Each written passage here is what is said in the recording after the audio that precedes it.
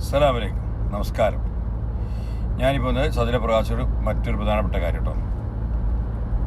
Saudi Arabia ജോലി ചെയ്യുന്ന ഒരുപാട് പേരുണ്ട്.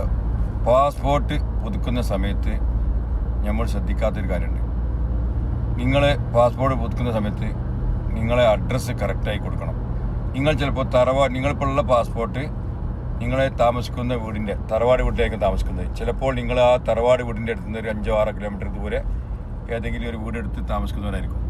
അപ്പോൾ നിങ്ങൾ പാസ്പോർട്ട് പുതുക്കാൻ കൊടുക്കുന്ന സമയത്ത് നിങ്ങൾ ആ തറവാട് അഡ്രസ്സിൻ്റെ അഡ്രസ്സിൽ തന്നെ ആയിരിക്കും നിങ്ങൾ എൻക്വയറിക്ക് വേണ്ടി കൊടുക്കുക.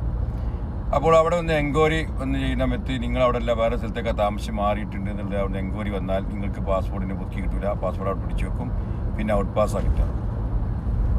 അതേപോലെ പിന്നെ നിങ്ങൾ എന്തെങ്കിലും കേസിൽ നിങ്ങൾ ഭാര്യയുമായി പണിങ്ങിയത് ഡൈവേഴ്സ് കേസ് കോടതിയിൽ നിലനിൽക്കുകയോ നാട്ടിലെന്തെങ്കിലും ക്രിമിനൽ കേസോ അടിപിടി കേസോ മറ്റതൊക്കെ ഉണ്ടെങ്കിലും നിങ്ങൾക്ക് പാസ്പോർട്ട് പുതുക്കാൻ കൊടുക്കുമ്പോൾ നിങ്ങൾക്ക് പാസ്പോർട്ട് പുതുക്കി കിട്ടില്ല.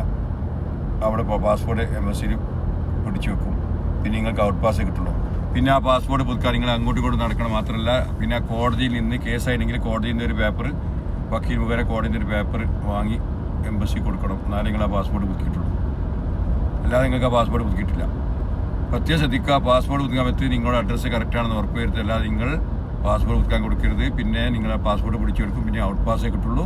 പിന്നെ നിങ്ങൾ എക്സിറ്റ് നാട്ടിലേക്ക് പോയിട്ട് ഔട്ട് പാസ് നാട്ടിൽ എക്സിറ്റ് പോയിട്ട് പിന്നെ പുതിയ പാസ്പോർട്ടൊക്കെ ക്ലിയർ ആക്കി വന്നിട്ട് വേറെ വിസയ്ക്ക് വരേണ്ടതായി വരും. മറക്കണ്ട. എന്ത് സംശയം കൊടുക്കാം. അസ്സലാമു അലൈക്കും.